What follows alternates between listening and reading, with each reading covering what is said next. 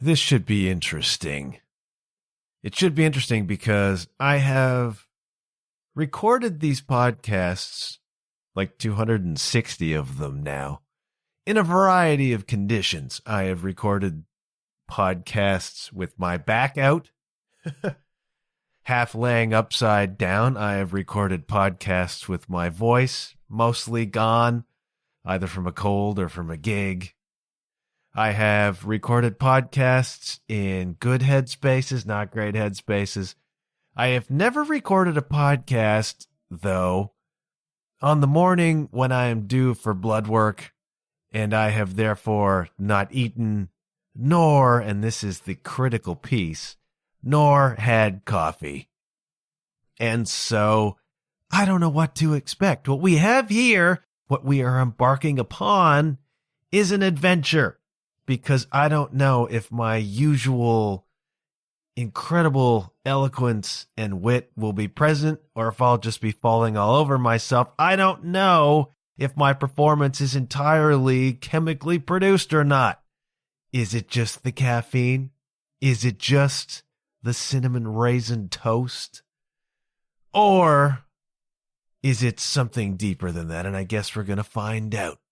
I played a really challenging and interesting gig last weekend, and I have also, in my travels, encountered a couple of compelling pieces of new music, and so, in my weekend state, I shall attempt to wax semi-eloquent about it all after we do the thing.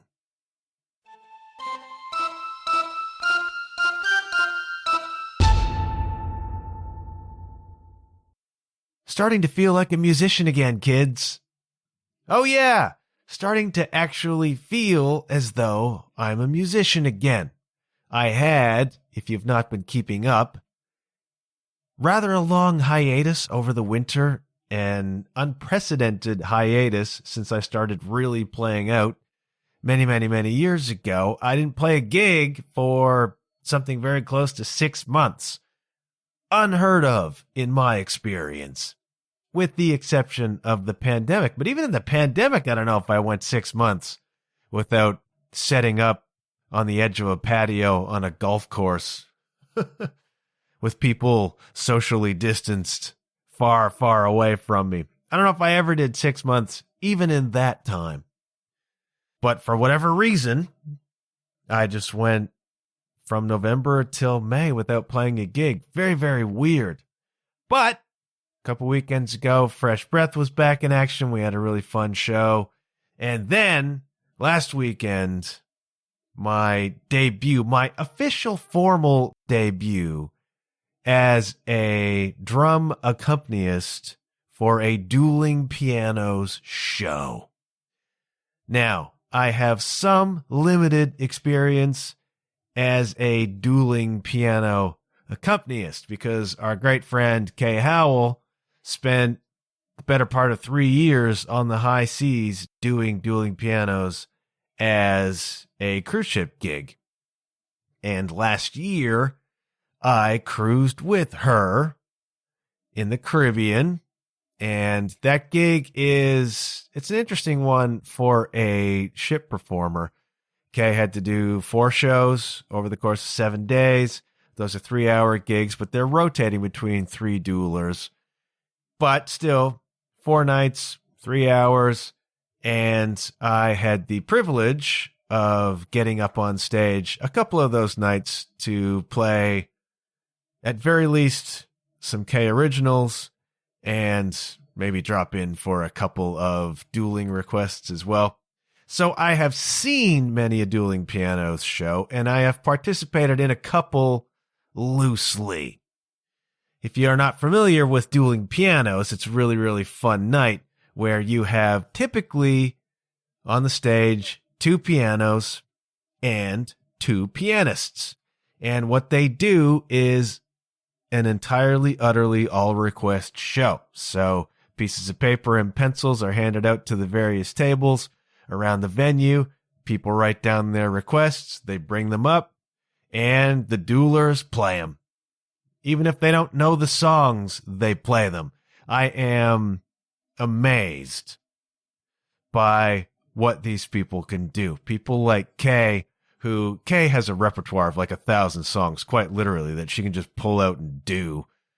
But what really becomes fascinating is somebody will bring up a request to one of these guys or girls, and they'll not know the song. This happened last Sunday during my first show. Don't know the song, but they'll learn it on the spot. So one person is playing a song, the other dueler has his or her phone out, listening to the song, maybe making a couple of notes, pulling up the lyrics on an iPad, and next time it comes around to that person's turn to play, they'll play the song. Stunning. Stunning. Just the simple repertoire these people have, the ability they have to play and sing so many songs, transpose on the fly, change the keys to suit their voice. And it is just a ping pong back and forth. And a lot of these cats have been doing this a long time. They have a shtick. Kay has a wonderful shtick she does with Piano Man. I'm not going to tell you what it is because I don't want to have any spoilers, just in case you happen to turn up at a dueling show that Kay is playing. But she has a really great crowd work bit that she does with Piano Man. And the various duelers have their own bits, right, that they do. And it's a fun show. Typically, it's kind of a ribald show. They tend to work blue because it's a nightclub act. This was something different. This was a Dueling Pianos Mother's Day brunch. So there's kids there. It's Mother's Day. You got to keep it somewhat, let's say PG-13. No, actually, it was almost a show for kids. These guys, I was performing with the great Mark Calcott and Rob Killian, two terrific singers, terrific players, and I just marvel at the ability these people have to play so many songs, to learn them on the fly, to entertain the crowd, to do the whole thing. It's a really fun show. It's a really fun night. If you've not been to a Dueling Pianos gig, go check one out. It's a lot of fun. But what you will find once in a while is that along with the pianos, there will be on stage a drum set. Now, a lot of times what happens, and as happened on the cruise when I did with Kay, is that the other dueler will accompany the partner on drums. So it's not Kay's turn to play piano. She'll sit on drums and try to follow along with whatever the other person's playing. Whatever.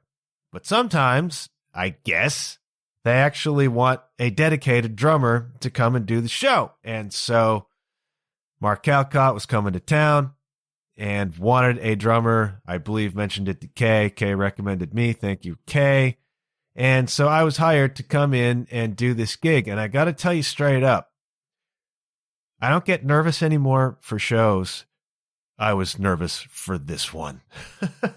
Because normally when I'm going out to play a show, I'm rehearsed.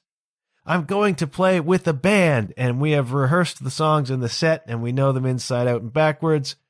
Even if we don't, we have the rapport, we have the general sense of where the song is going, and the show is rehearsed, and I'm very comfortable now in that environment. Wasn't always. Dealt with pretty heavy stage fright earlier on in my experience. I've talked at length about that. Normally, I'm going up on stage knowing what I'm doing. And if it's a big audience, it doesn't matter. I know what I'm doing. I'm comfortable. I've played hundreds of shows. That doesn't intimidate me anymore. This is a whole other animal. This is going up having no idea. There's no set list. It's all requests, kids. Anything could come up. And so it happens that you're going to be asked to play songs that perhaps you've never played before, perhaps you've never heard before, not just for me, but also for the duelers. This is a challenge. I'm a person who likes to be rehearsed. I'm a person who finds stability in having things rehearsed. I like a well-oiled machine. I don't have as much experience in a loose situation like that. Now, I've played enough shows with Kay, who delights in throwing me under the bus, that I'm learning to be pretty quick on my feet and roll with the punches.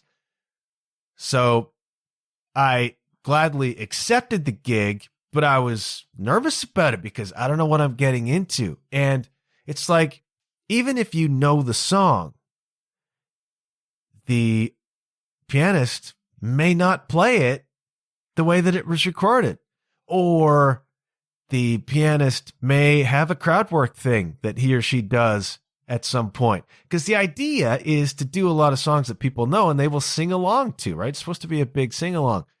And so they'll drop out partway through a song to let the crowd sing it. If you're the drummer, you got to jump out, let the crowd sing it, or you've got to pull back volume wise, or you've got to do whatever. Or there may be a shtick that comes up that you don't know is coming. I've never played with either of these people. I don't know what they do. And it becomes this enormous exercise in watching and listening. It's an incredibly demanding gig in terms of attention. Now, you always on stage, especially as the drummer, have to be paying attention. The drummer really does have to be the foundation in terms of holding the time together, in terms of just keeping everybody in the pocket together. Even if you're well rehearsed, you still got to be paying attention.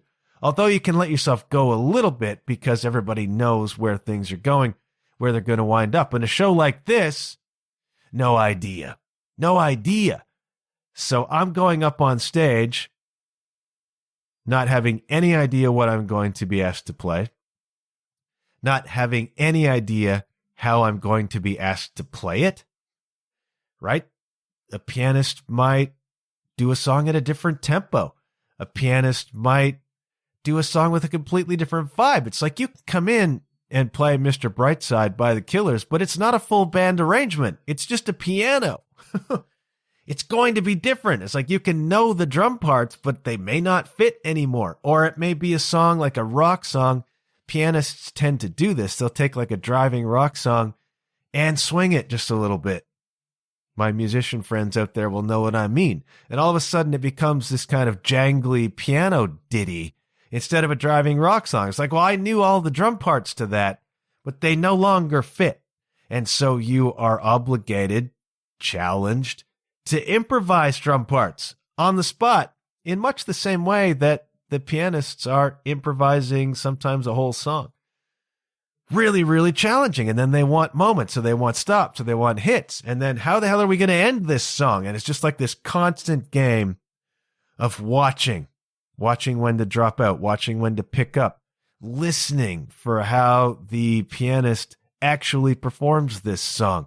And then they may, in some cases, know the song inside out and backwards. There was a beautiful rendition that Rob played of Walking to Memphis. And Mark and I stayed out of it, just filled in some background vocals, and Rob obviously knows that song really well, didn't have to think about it, and just played it great. Super. But then there are other songs that get requested where it's like, I've heard this once or twice maybe, and so they're calling up chords and lyrics on an iPad, and they're finding their way through it, but they may miss a beat while they scroll up on their pad, or they look for a chord. And it's like you're playing along in a groove, and then all of a sudden it's a beat off because that sounded rude. All of a sudden the beat, you're wrong because they had to take a second to find the spot. And it's like you have to adjust on the fly and try to make that feel seamless. It's a lot of acrobatics, a lot of watching, a lot of listening, a lot of cues, a lot of intuition. I was delighted, if I may pat my own back, if I may be so self-indulgent. After the show was over, a dude came up to me and said, "You are an intuitive genius."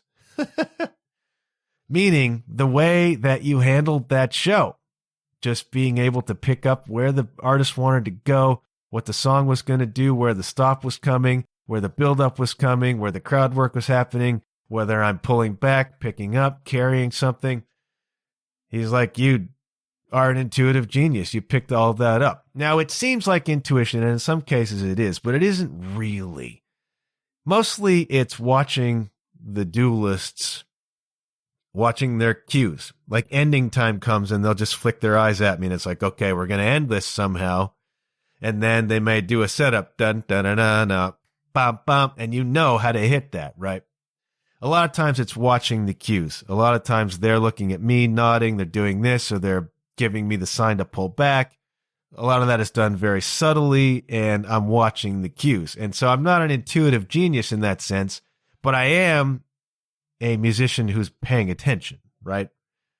The other side of that is just having jammed for 40 years with people.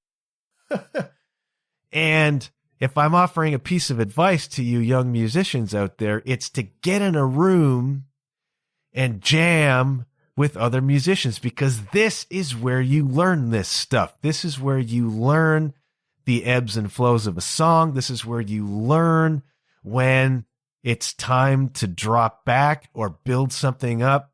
You begin to learn when these things want to happen. There's no music in front of you. There's no prearrangements. There's no rehearsal, but you just begin to get a sense of when the song needs to pull back, when it needs to pick up, when there needs to be whatever. And the only way you learn this is not by going on YouTube and learning all the hot licks. It's by being in a room with musicians and just together feeling out the process of the music. And freeform jamming, not even playing songs that you know, just playing improvisations. This is where you learn that stuff, and it's an invaluable tool to the working musician to be able to just know, have this unspoken, intuitive connection to each other and the music and where it wants to go. And this is a thing that you only pick up through practice. It's a thing that you only pick up through doing it. And when I was coming up as a drummer, as a teenager, YouTube lessons and all that stuff didn't exist. The game was you got together with your buddies in a garage or a church in my case, and you just jammed out until somebody told you to shut up, which happens in every venue. But this is where you learn that stuff. This is where you learn how to read other musicians. This is where you learn to cue each other. This is where you learn to let the song breathe and flow, and you know how to do it. And it comes in handy even in a rehearsed band. I can think of more than one time when Hearts was playing and something got screwed up somewhere along the way in a song, and then we're off on an improvisation. And we all know somehow we got to land this plane, but what would normally be the ending can't happen now because we veered off 2 streets back and we're on adventure time now. And how do you get yourself out of that? You have jammed and jammed and jammed, and so you know the cues. You look at each other. You know there's a natural point at which the song wants to resolve, and you can only know that by having jammed hours and hours and hours with other musicians. An absolutely vital skill. And so I'm saying to you young players out there, get in a room with other musicians and play. Freeform, jam, improvise. This is where you learn. And then when you get on a gig, even with your band that's rehearsed, and a train wreck happens, you learn to keep playing. And eventually everybody gets on the same page, and you can actually have kind of a cool moment. A moment that you can't repeat because it was improvised. Really cool. The last thing you want to do is quit playing. You don't quit playing. You hang in, and then you learn how to do this by having jammed with a whole bunch of people along the way. It's a vital skill. If you're going to be a working, performing musician, it's a vital skill to be able to improvise on stage and to know how to read each other and how, in some cases, to direct each other, how to land the plane, how to get through that song. And I was a little bit proud of myself. I gotta be honest. I was very nervous going into this gig because I didn't want to train wreck it. This is a Mother's Day celebration. People have spent a lot of money on tickets. They're taking their mom out for an event. And I have 2 piano players in front of me whose job this is and whose name is on the poster. And I'm representing a big organization called Dueling Pianos. There's a lot of pressure to not train wreck the show. And we all know my history of self-doubt. We all know my history of anxiety. We all know my history of performance anxiety and fear. And there was a point in time when I couldn't have done this gig. Stakes too high, too much pressure, too much could go wrong. Didn't have the self-belief to do it. That's many years ago. I've played hundreds of gigs since. I've been in situations. I have experience. I've learned how to do a lot of stuff. And so I had a reasonable amount of faith that I could get through this without train wrecking it. But I was friggin' nervous. No doubt I was nervous. Sometimes you're going to go on stage nervous. And I was proud of myself because I handled the gig reasonably well, I think. One of the things that you learn to do, and I guess I'm ideally suited to this, is play very simply, right? So you may play a song with an elaborate drum part. Like I said, it might not fit anymore. It's not a full band arrangement. Pianists may play it differently. It's just hold down a groove. I took a 3-piece kit intentionally. It's like I'm taking fewer pieces so as to remind and encourage myself to keep things very simple. Just hang on the tempo and the groove that the pianist sets and watch for stops and try to land the endings, you know? Keep it very, very simple and holding on to that age-old adage, when in doubt, stay out. There are a couple of songs that's like, I don't know this song. I'm going to stay out.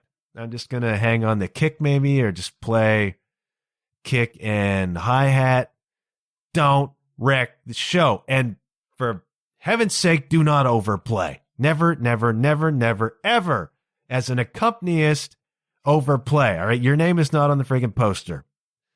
You are there to provide the foundation for the two pianists to star. All right?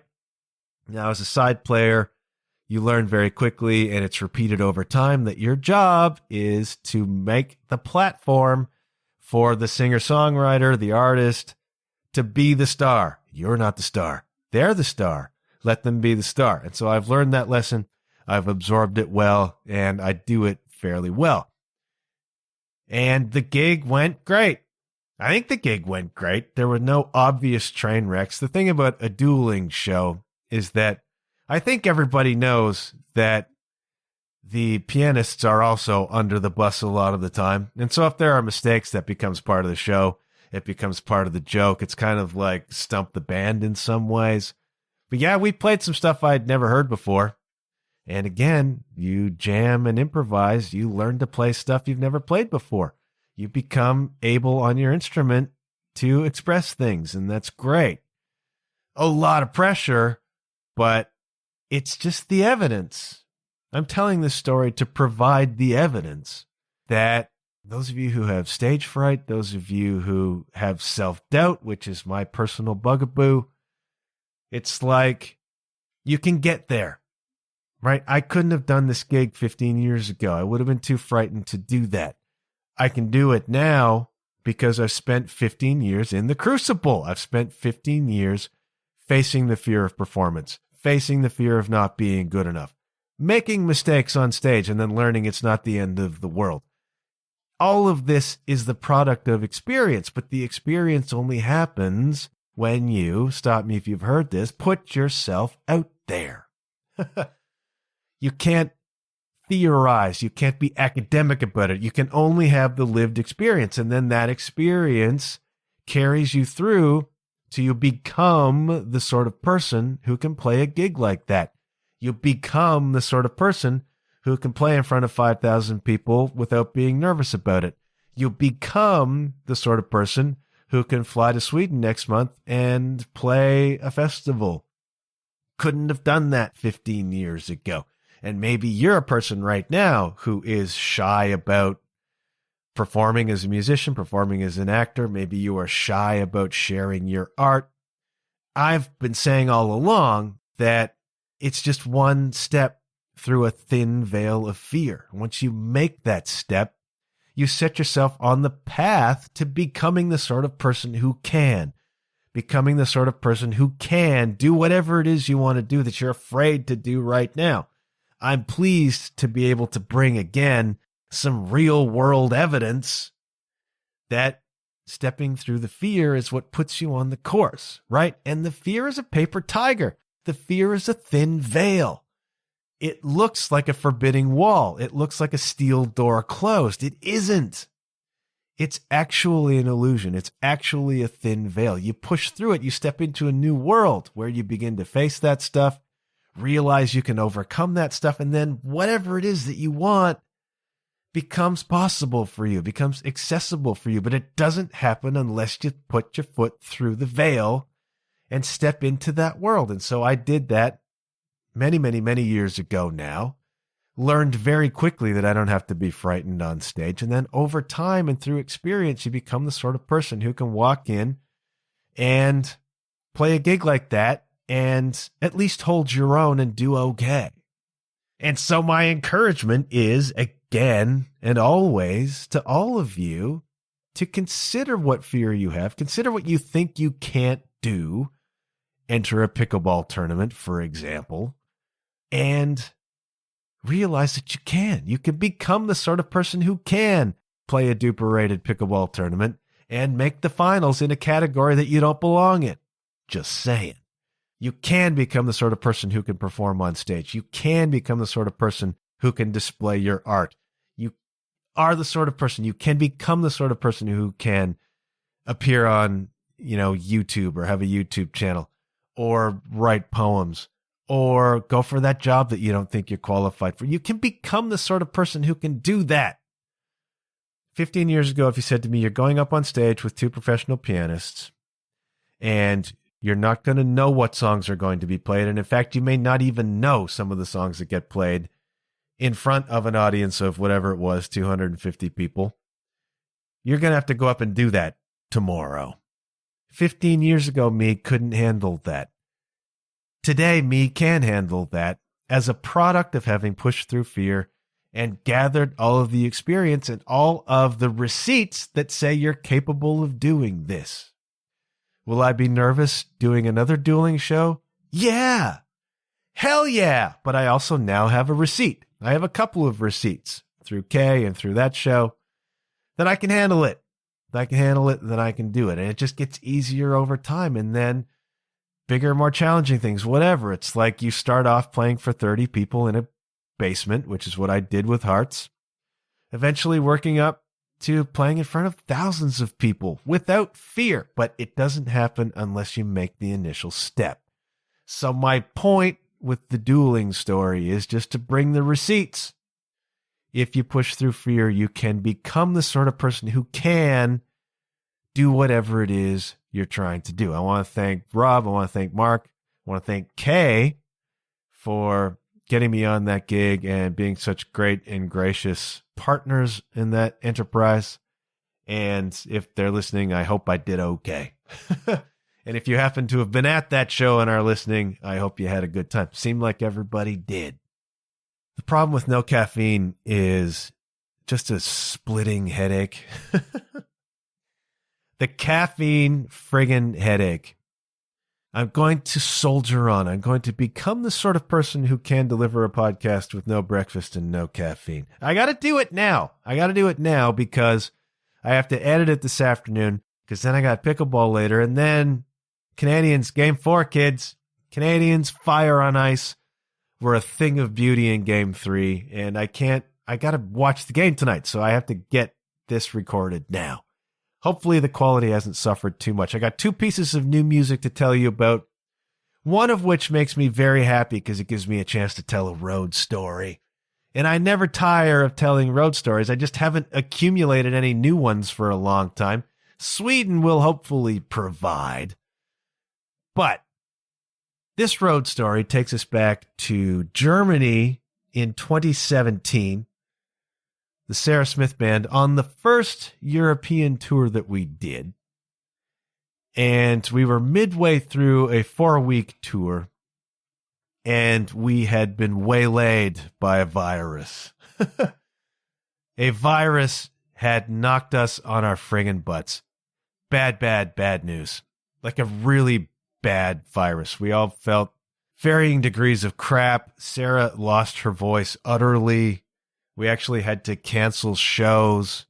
We were driving into Berlin with what I called in my blog the virus of the van, just tearing us apart.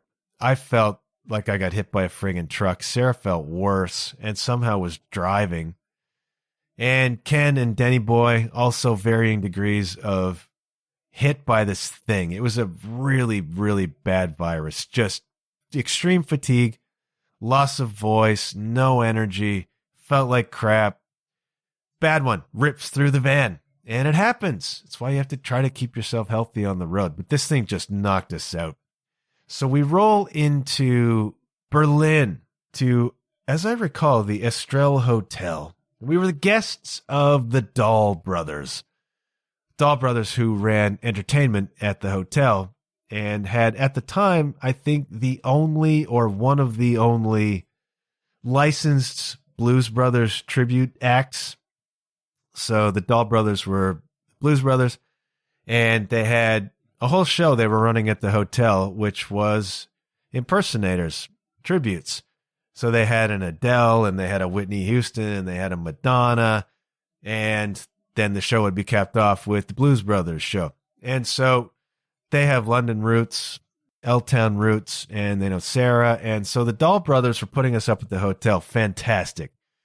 Really, really nice hotel. And I believe they were comping us the rooms, which is really, really sweet. But we rolled into town on fumes. Sick as hell. We had to cancel our Berlin show. We had to cancel 2 dates in Poland that were to follow because Sarah simply couldn't sing. There was nothing to her. We got to the hotel, we got parked, and Sarah just disappeared. Sarah went to bed for like 2 solid days. Now the lads, the werewolves, we were not super healthy, but didn't have to go to bed. And so we got a chance to go out and look at Berlin for one day. That was fun. As you know, last year I went back. Well, I went back a couple of times with Sarah, but I went back on my own last year and really did Berlin on my own, which was fun. We got to hang out with Whitney Houston. We got to hang out with Adele. That was fun. Eventually, Sarah came back to life a little bit. And so they said, hey, why don't we go out to eat? There's this really fabulous Asian place.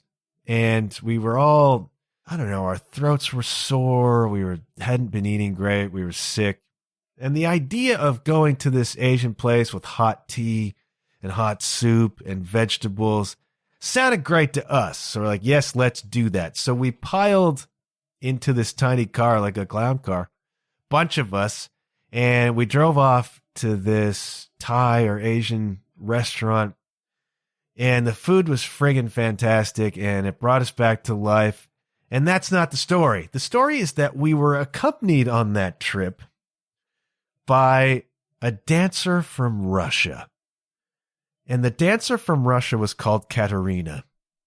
And she was lovely and sweet and kind. And I don't know what her connection was. Katerina joined us. And the crux of this story is, legend has it that at one point in time, Katerina was married to a member, or at least dated, a member of the band Europe. I tell you all of that to say there's a degree of separation from the band Europe, because apparently Katerina, the Russian dancer, was married to or engaged to or in a relationship with one of the members of Europe. Pretty big friggin' deal. And that brings us to one of this week's music recommendations, because believe it or not, kids, Europe is still around. Europe is still playing. Europe has a new record coming out on my birthday, which is September 25th. That record is called Come This Madness, and they have recently, in the past week or two, released the first single from that record. It is called One on One. Now, I was never the biggest Europe fan. Everybody knows the Final Countdown. Some of us of a certain vintage know Carrie. We know Cherokee. I mean, Europe was a big deal in the 80s. The Final Countdown is one of the quintessential 80s rock songs, for sure. And I was a little surprised that it wasn't called out at Dueling Pianos because of that keyboard part. I'm sure it does get called out here and there. And I could have found my way through it on the drums. Also not called out was Living on a Prayer by Bon Jovi, which I expected to be called out. The thing is, you can learn the parts inside out and backwards, and it's a waste of time. Because the chances are excellent that the song is not going to be played that way and the parts aren't going to work. But it helps to familiarize yourself with the top 50 or so songs of every year since about 1940. That's a lot of familiarizing, okay? Europe, One on One. Never the biggest Europe fan. I liked Europe. I just never had any of their albums or anything. And I gotta say, this song is friggin' cool. This song is friggin' cool. I'm going to read a couple of YouTube comments because the people say it better than I could. One guy says, it's a perfect balance between their classic melodic hard rock sound and a heavier, modern, groove-oriented style. And that bass tone absolutely crushes. Somebody else says, this sounds great. Old school plus new school at the same time. And I kind of concur. It's like, it opens kind of orchestrally, and then this really cool, groovy bass line comes in. And then the song just kicks off, and it's like the guitars are heavy. It sounds really good. It does sound very modern. But then that chorus is a kind of anthemic 80s arena rock chorus. It is a mix of old and new. And Joey Tempest, whose real name you may not know, is Rolf Magnus Joachim Larsson, better known to you and me as Joey Tempest, sounds really good. Sounds really good. Now, a lot of these singers still sound really good in the studio. Do they sound great live? I don't know. Some of them do. Europe has not stopped making records, right? They went on a hiatus in like 92, 10 years later, resurfaced, and have been putting out records ever since, a whole string of them. So they've stayed in the game. They've stayed active. I think that kind of keeps your voice in shape. And I think Joey Tempest sounds great on this. I think it's a pretty cool song, actually. If you are a fan of some of those bands from back in the 80s and have a bit of a hunkering for that kind of a vibe again, or to see if they still got it, I think Europe still does. And there's a lot of people still listening to this band. Like, it's got a lot of views already, a lot of comments on it. People really like it. I think it's a cool song. One on One, new song by Europe from Come This Madness. The video's interesting. It's just a dude struggling. It's just like and it's not just a dude, it's the actor Peter Stormare, who you will recognize from Fargo. I think he's been in a bunch of stuff. You'll know him when you see him, especially if you're a Seinfeld fan, because he was in the Frogger episode. One of the people brought in to rewire the Frogger so George could keep the high score. Can we at least steal the battery? That's Peter Stormare. Fun connection, fun blast from the past there. Terrific actor, and he appears in this video. It's just him on screen struggling. I mean, the song is about kind of missing my girl. That's also an 80s thing. And this guy is just illustrating that, I guess, the kind of anguish that comes from missing my girl. So, interesting video, fun song, Europe, One on One. The other piece of music I'm going to recommend this week is by a band at a much different end of the perspective. This is not a legacy arena rock band from the 80s. This is a very recent, very new phenomenon called The Last Dinner Party. And this is a indie rock band from London, UK. I think all the permanent members are girls. Not that that matters much. And supremely popular. I mean, I'm not the target market for The Last Dinner Party as a 52-year-old man. I'm the target market for Europe's new record. This is a young band from London, UK, with a huge following already, 156,000 followers on YouTube. The kids know this band, and I mean, they've won, I think, some Brit Awards. Their first album, Prelude to Ecstasy, debuted at #1 on the UK album charts. Their second album, 2025, From the Pyre, charted at #2. So this is a very popular band in Europe and the UK. They had not crossed my path because, again, I'm not the target market for this. But YouTube is, the YouTube algorithm is serving me up new music, and it served me up this song, Big Dog on the Road by The Last Dinner Party. And I'm talking about it because I really like it. Now, this song comes in full of swagger, full of rock and roll attitude, really great kind of stoner rock guitar riff. I listened to a couple of their other songs to get some context here. This sounds very different. This is a much heavier, much more swaggery, ballsy rock and roll song. A lot of their other stuff it's cool, it's good, but it's just a different kind of indie rock vibe. This is a big old stoner rock song. And it kicks quite a lot of ass, actually. Now, I'll talk about stuff on here generally that I do not enjoy. And I like this one partly because it reminds me of the Balconies. Everybody out there who's a longtime listener will know how much I frigging love the now defunct Canadian rock band, the Balconies. And their singer, Jackie Neville, was twice a guest on this podcast. If you go back through the archives, the old John Huff podcast, you'll find 2 interviews with Jackie. They are fascinating. She is friggin' awesome. And I loved the Balconies. The Balconies were a hard rock band, a modern sounding hard rock band. And Jackie was, I used to call her, I still do, the last rock star. Jackie Neville was the last rock star. And she was, and she is. And this song by The Last Dinner Party, Big Dog, reminds me a little bit of the Balconies. It's got a female voice, obviously. She sounds a little bit like Jackie. And it's got kind of a big, heavy guitar riff. And then the verses are a little more pulled back, a little more understated. The vocals a little bit wispier, a little bit more ethereal. And then just a big old chorus where the singer's kind of wailing. And that was Jackie. And Jackie used to use on a few songs that kind of talk box effect. And it appears on this song as well. Another kind of connection. I doubt very much that The Last Dinner Party has heard the Balconies, but there are some definite parallels there. And then there's a section of the song after the second chorus where everything drops out. And there's just like in one corner of your headphones, there's some piano playing. And the singer, Abigail Morris, just singing some kind of high notes over top of that piano. And that's so Jackie and the Balconies. And then it just slams back into this chorus, right? This Big Dog chorus. And reminds me of the Balconies, and I love it for that. And it's a really cool song. Tons of swagger, tons of curled lip.